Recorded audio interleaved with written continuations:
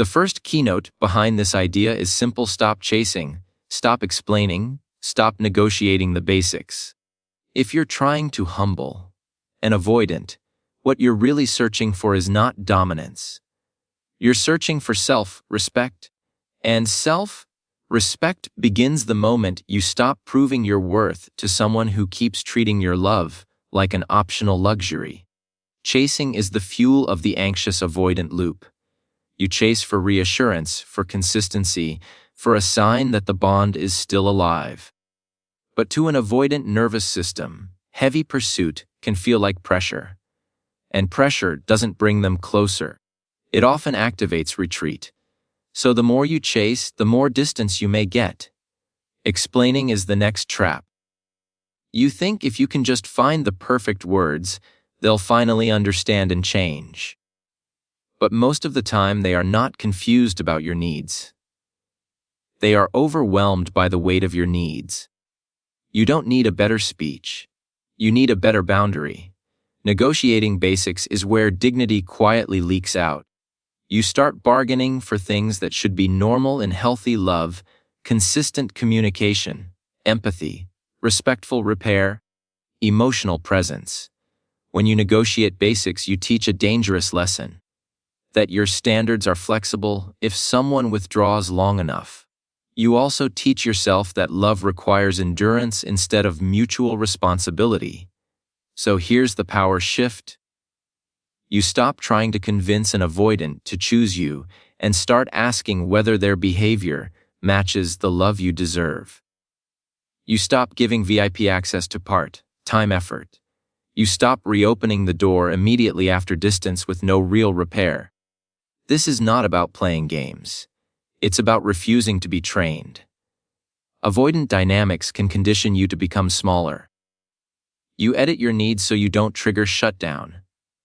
You overcompensate with patience and understanding, and you end up emotionally lonely even while you're technically together. When you stop chasing, something important happens inside you first. Your nervous system begins to detach from the addiction of the return. You stop waiting for a message to decide whether your day is safe. You stop interpreting silence as a verdict on your value. You begin to reclaim your identity. Then something important happens in the dynamic. They lose the certainty that you will always come running.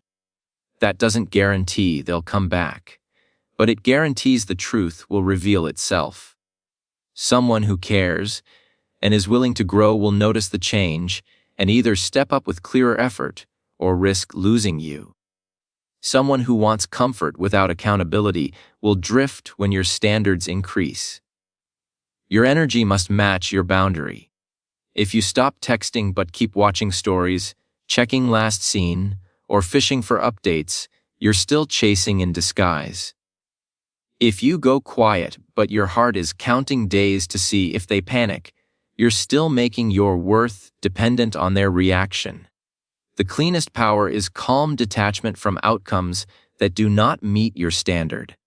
Sometimes one simple line is enough to protect your peace. I care about you, but I need consistency. I'm not doing hot and cold. Not a threat, a standard. Then you let behavior do the talking. You cannot rebuild a healthy relationship while you are still auditioning for basic care. You cannot teach someone to respect your value while you keep rewarding low-effort access. So when people say, humble the avoidant, the healthiest translation is this: remove the emotional privileges that were never earned. Stop providing constant reassurance to someone who avoids giving it back. Stop doing the emotional work for two people. Let the relationship feel the honest weight of balance. Your silence becomes the new language. Your boundaries become the new message. Your self-focus becomes the new leverage, not to punish them, but to protect you. And if they return, you won't be the version of yourself who accepts a sweet line as a full rebuild. You'll be the version who requires consistent effort. That is when an avoidant may come back running. Not because you shattered their ego, but because you stopped feeding the pattern that made your value feel guaranteed. You chose dignity over the roller coaster. You chose standards over suspense. The second keynote is this: step off the pedestal. Because the moment you place an avoidant on a throne, you accidentally teach the relationship that your love is guaranteed, your standards are negotiable, and your self-worth is available at a discount. This is one of the hardest lessons for big-hearted people. You don't pedestal someone because you're weak. You pedestal them because you're loyal, because you see their potential, because you remember their best version and assume it's the real version that will eventually stay. But in an avoidant dynamic, pedestal energy quietly backfires. It can create emotional imbalance. It can make them feel too powerful, too safe, too unchallenged by consequence. And it can make you feel anxious because you're always trying to protect something you believe you can't lose.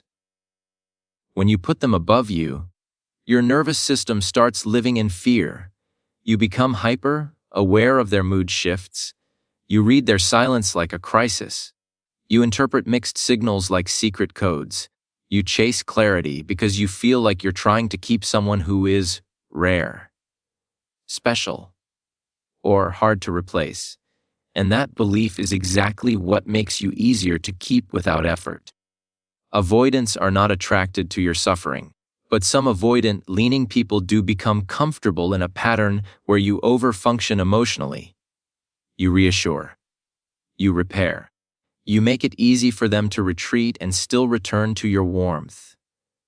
Your pedestal is a cushion. It softens the cost of their distance. And if there's no cost, there's no urgency for growth. Stepping off the pedestal changes the entire emotional atmosphere. Not with drama. Not with a cold attitude. Not by turning into someone you're not, but by returning to equal ground. You stop treating their availability as the prize of your life. You stop making their approval the medicine for your peace. You stop giving them the role of the one who decides whether love exists today, because that role was never meant to belong to anyone but you. This keynote is about emotional equality. You don't walk away from your tenderness. You just stop worshiping someone's inconsistency. You remember that attraction is not the same as readiness. That chemistry is not the same as character. That missing someone is not the same as being loved safely by them. So what does stepping off the pedestal look like in real life? It looks like you not over texting to soothe anxiety. It looks like you not over explaining your feelings to earn understanding. It looks like you not accepting crumbs as a sign of progress. It looks like you regulating yourself before you react. It looks like you allowing silence to be information, not a challenge. It also looks like this internal shift. You stop believing that your love must be proven through endurance. You stop equating being chosen with being worthy. You stop letting someone's emotional style rewrite your self-image. Because let's be honest, a pedestal doesn't just make them bigger. It shrinks you. When you step off it, you reclaim your pace. You reclaim your standards. You reclaim your ability to say, I care about you, and I will not abandon myself to keep access to you. This is the moment things get quiet and powerful. You become less reactive, less desperate, less predictable in the old way. And that unpredictability isn't a game, it's health. It's your nervous system no longer being guaranteed to chase every time they pull back. It's you no longer being emotionally available on autopilot. Some avoidants respond to this with respect. Because your grounded self-worth is calming, it tells their nervous system, I can be close to this person without being swallowed. Your emotional stability becomes safer to approach than your emotional urgency. They may start leaning in more because you're no longer gripping. Other avoidants respond to this by testing your boundary. They might throw a breadcrumb, a casual miss you, a vague check-in, a little flirt. The old version of you would treat that like a miracle. The new version of you sees it as what it is, a test of access. And you pass that test by staying calm and requiring consistency. Because stepping off the pedestal is not just about them. It's about what you are training yourself to accept. You are teaching your heart that love is equal, that your needs are not a burden, that your standards are not threats, that being valued shouldn't require you to invest first. This keynote is the quiet rebirth of your power. You don't need to humble them with humiliation. Life will humble anyone who tries to keep love without honoring it. Your role is simpler and stronger. You humble the dynamic by restoring balance, by refusing to overgive, by refusing to chase someone into emotional adulthood, by no longer offering royal treatment to inconsistent behavior. And if they come back more seriously afterward, you'll know why. Not because you played a mind game, but because you stopped playing yourself. You stopped handing over your center. You stopped treating their attention like your oxygen. That is how you become unforgettable to an avoidant in the healthiest way. Not by making them feel small, but by finally remembering you were never meant to be smaller than your own worth. A clean boundary is the moment your love stops sounding like a request and starts sounding like self-respect. It's not a threat. It's not a dramatic ultimatum. It's not a performance designed to scare an avoidant into chasing you. It's a calm line that protects your nervous system and defines the rules of access to your heart.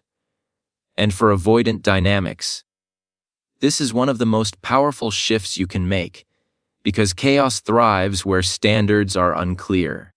Most people who love avoidant, leaning partners don't lack compassion. They lack structure. You keep hoping that if you explain your feelings gently enough, they'll finally meet you halfway. But the truth is, avoidant patterns don't change because you feel more. They change when your boundaries become consistent enough to reshape the emotional environment. A clean boundary removes the fog.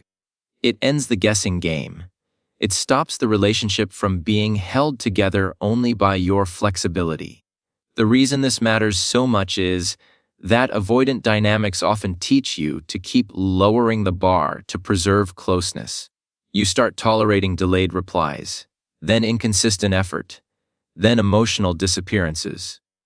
Then the cycle where they return with sweetness and you feel obligated to reset everything because you're grateful they came back at all.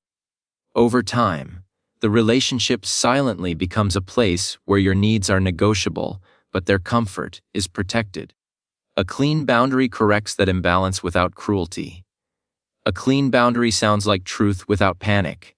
It's short, direct, and emotionally neutral enough that it doesn't trigger unnecessary defense. You're not attacking their character. You're naming your standard. Something like, I care about you, but I need consistency. Or, I'm not available for hot and cold. Or, I want something real, and I won't stay in confusion. The power isn't only in the sentence. The power is in the follow-through. Because the moment you set a boundary and then abandon it when they test you, you teach the relationship that your standards are emotional decorations, not emotional laws.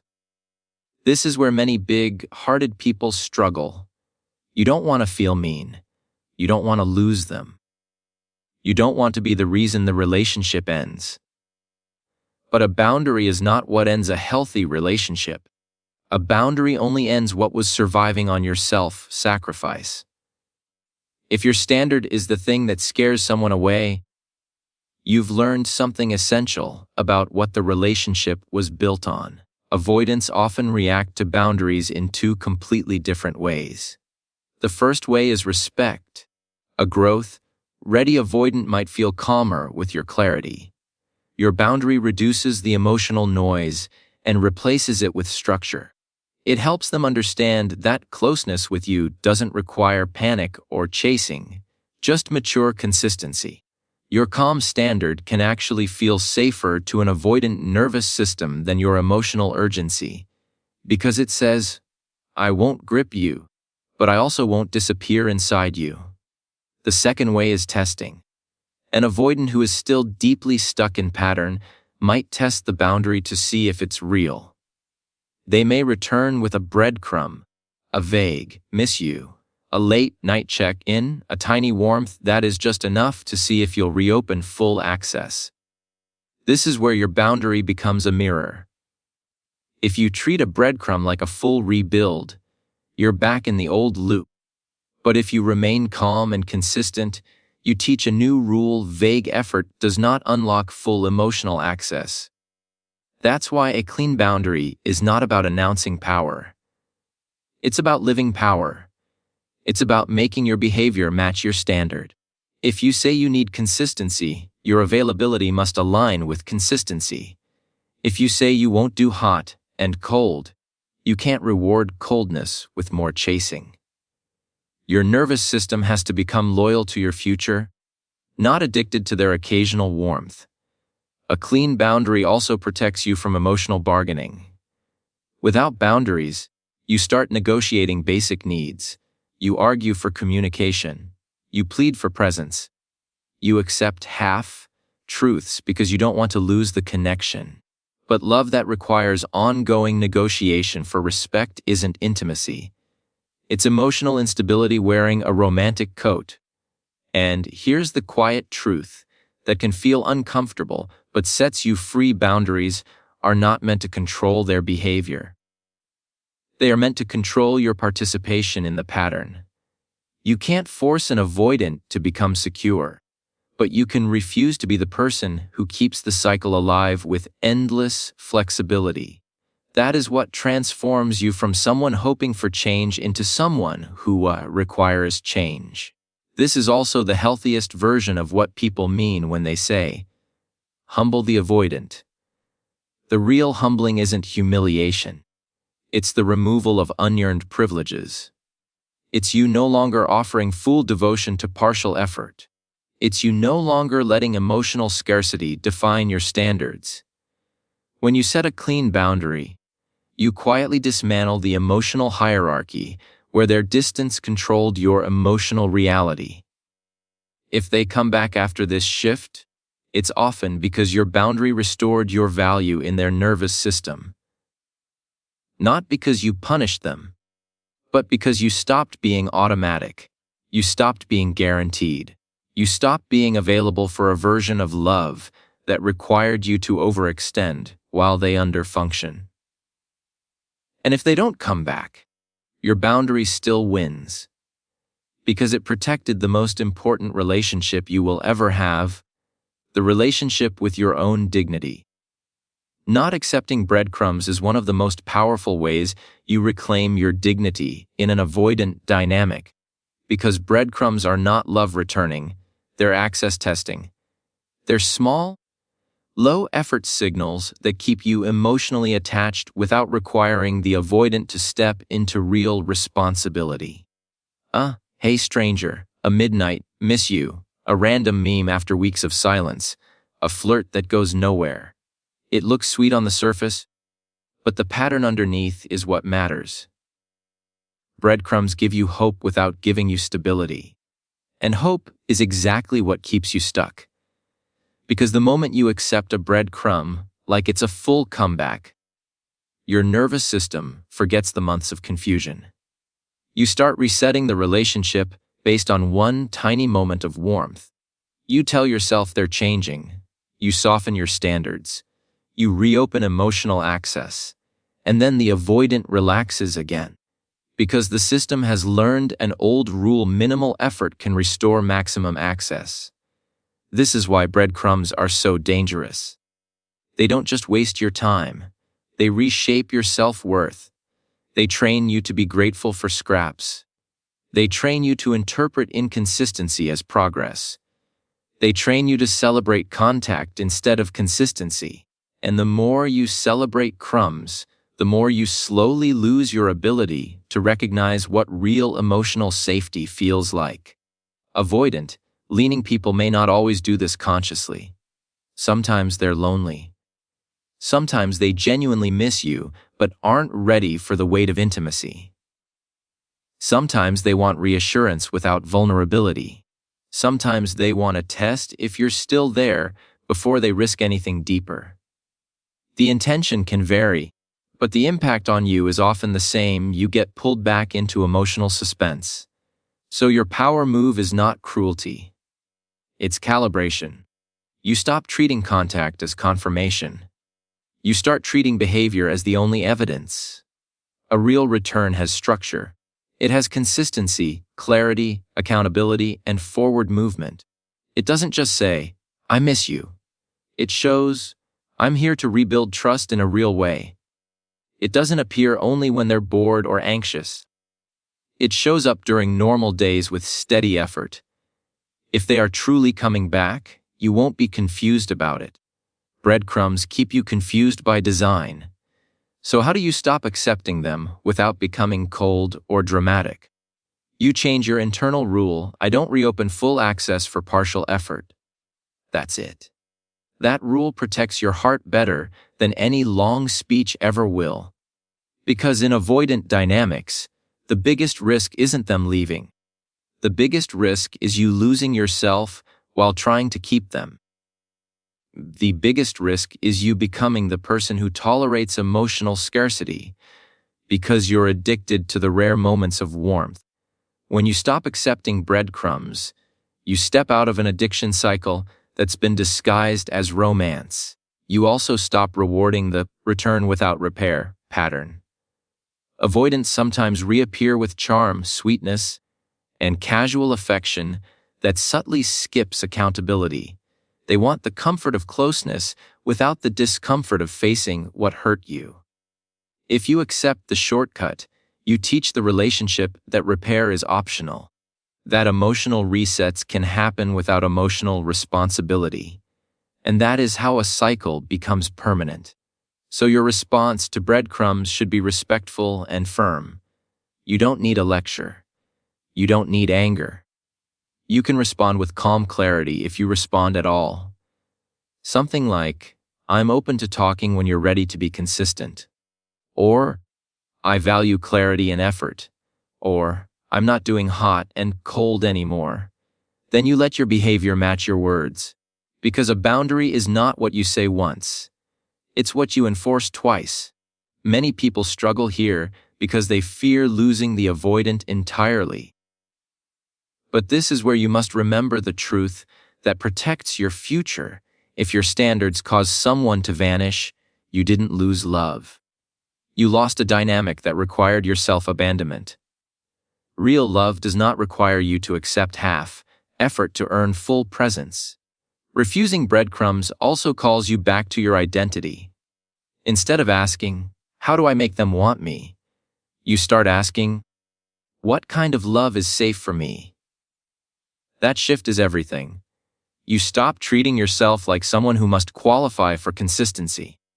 You start treating consistency as the entry requirement to your heart. And this is where the entire energy of the relationship changes. Because when you don't accept crumbs, you become harder to keep in emotional limbo. You become someone who requires maturity, not just chemistry. You become someone whose self-respect is not negotiable. That often does one of two things. It pushes the avoidant to grow, or it exposes that they were never willing to give you stable love in the first place. Either outcome is a win for your peace. This is also the point where your glow up becomes real, not the superficial kind, the nervous system kind. You stop checking your phone like your worth is inside it. You stop turning tiny messages into emotional lifelines. You start living your life at full volume again. Your energy is no longer parked in their uncertainty. So if someone comes back with a breadcrumb, you don't have to act heartless. You just have to act aligned. Warm does not mean wide open. Kind does not mean available for chaos. Loving does not mean you abandon your standard. Because the truth is simple and brave, you don't need more contact. You need more consistency. And the moment you stop accepting breadcrumbs is the moment you stop starving your heart to keep someone else comfortable. Building a life they can't emotionally control is where your power becomes real, because an avoidant dynamic survives on one hidden advantage: your emotional center slowly starts orbiting them. Your mood depends on their replies. Your confidence rises when they are warm and collapses when they go quiet. Your plans get rearranged around their uncertainty. Your heart becomes a waiting room. And the more this happens, the more they become the emotional thermostat of your life. This keynote isn't about revenge. It's about reclaiming your oxygen. When you build a life that isn't emotionally controlled by their distance, you stop sending the unconscious message that your love is the only proof of your identity. You stop communicating without words that they can disappear and still remain the main source of your emotional meaning. You become someone who can love deeply without being emotionally dominated by inconsistency. Avoidants tend to feel safest when they sense they're not being gripped by expectation, but they also often relax too much when they believe your devotion is guaranteed, no matter how little stability they offer. That's why building your life matters just as much as setting boundaries. Because boundaries spoken without a strong, full life behind them can still crumble under loneliness. A thriving life gives your boundaries backbone. This is the shift that changes you from someone who hopes an avoidant will change to someone who simply won't shrink while waiting. It means your day doesn't begin with checking your phone for their mood. It means you don't spend hours decoding their silence. It means your self-worth is no longer rented from their attention. You build routines that stabilize you. You start creating momentum that belongs to you, not to the relationship's unpredictability. You return to friendships you paused. You invest in your body and your mind. You pick a goal that has nothing to do with them: a skill, a business, a creative identity, a health transformation. And as you build, something powerful happens internally. You stop craving their validation as your main emotional currency.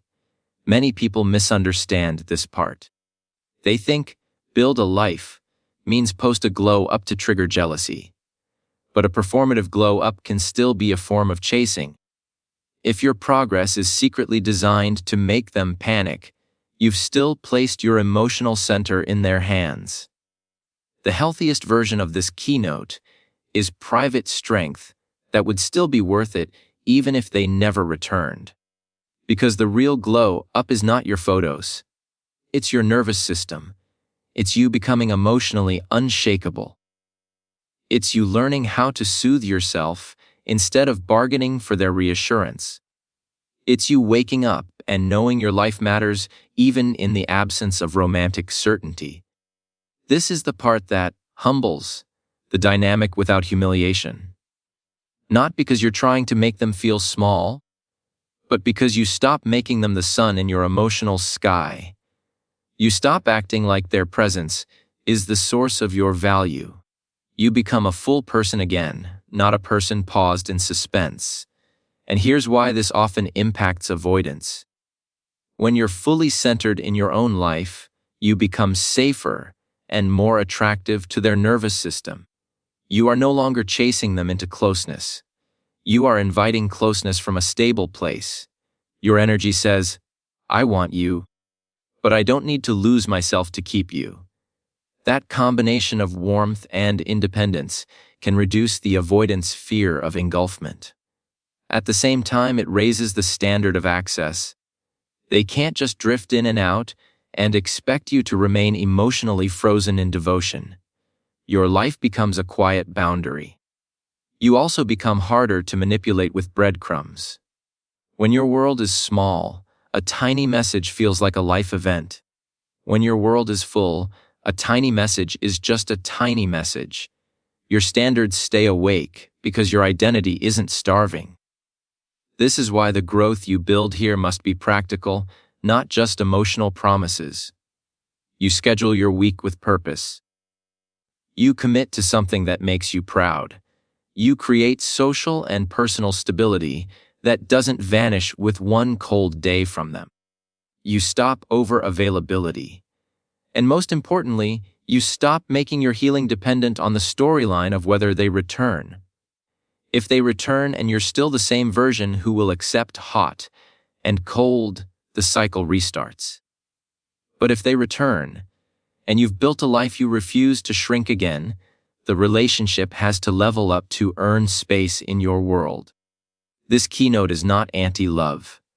It's pro-self.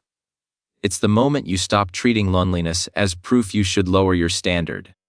It's the moment you stop mistaking emotional hunger for compatibility. It's the moment you choose a life that is so grounded and full that love becomes an addition, not a rescue. And whether they come back running or not, this is where you win. Because you stop being controlled by their silence. You stop being ruled by their moods. You stop being emotionally negotiable. You become the person who doesn't just say, "I deserve consistency," but lives like it's true. The sixth keynote is making access match effort. This is where everything stops being theory and starts becoming real life, because it's the moment you stop rewarding inconsistency with full emotional privileges. In avoidant dynamics, the relationship can quietly tilt. You offer deep availability. They offer periodic, uncertain presence. You become the stable giver. They become the unpredictable receiver. Over time, your love starts covering the cost of their distance, and the pattern survives because your heart keeps subsidizing what they won't consistently carry. When you make access match effort, you're not trying to control them. You're restoring fairness. You're refusing to let your love be a premium experience that someone keeps receiving while paying the free trial price. If they show up with clarity, respect, and steady communication, you're warm, open, and present. If they show up with vague check-ins, late, night nostalgia, or a sudden return that skips accountability, you don't explode, but you don't fully reopen the door either. You stay calm and selective. This can feel hard because your anxiety may whisper that pulling back is cruel. But it isn't. It is self-protection. You're not punishing them for needing space. You're protecting yourself from a pattern that keeps your nervous system on edge. Healthy love is not built on your ability to tolerate uncertainty better. It's built on both people moving towards safety. Making access match effort is your way of saying, "I respect your pace, and I also respect my peace." This principle also breaks a subtle addiction many people develop in avoidant bonds, the addiction to the return. After silence, the smallest warmth can feel like a miracle. You may treat their re-entry as a full reset. You give the same access you gave before the disconnection because you're relieved to feel closeness again. But if minimal effort restores maximum intimacy, the pattern has no reason to change. The avoidant system learns, "I can withdraw, then return briefly, and still keep full access to this person's heart." So you slow down your emotional generosity until their consistency earns it. You don't rush into deep talks, future plans, or intense reassurance immediately after a withdrawal. You watch the pattern. You let actions do the heavy lifting. You allow closeness to rebuild in steps rather than in a flood.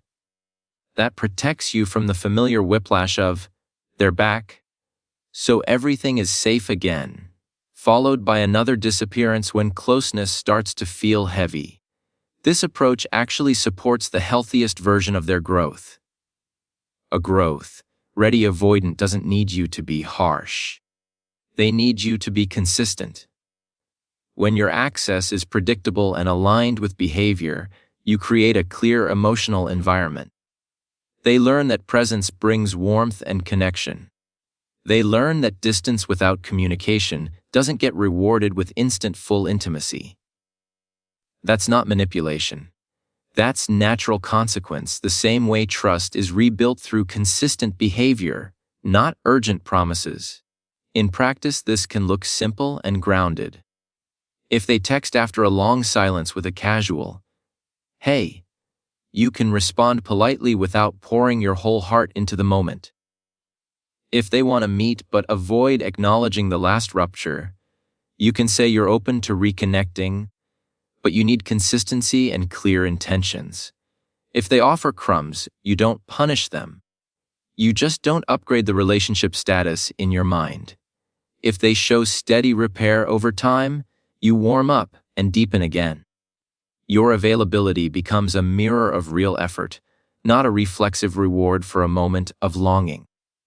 The deeper transformation here is internal. You stop letting attachment hunger set the price of your availability. You set it with self-respect. You move from, "I'll take whatever I can get," to, "I only reopen what I can feel safe inside." That shift changes your energy. You become less reactive and more discerning. You stop trying to force a story and start watching for a stable pattern. This keynote protects you whether they return or not. If they rise to meet the standard, you now have a pathway to a healthier connection where autonomy and intimacy can coexist. If they don't, you've spared yourself months or years of emotional recycling.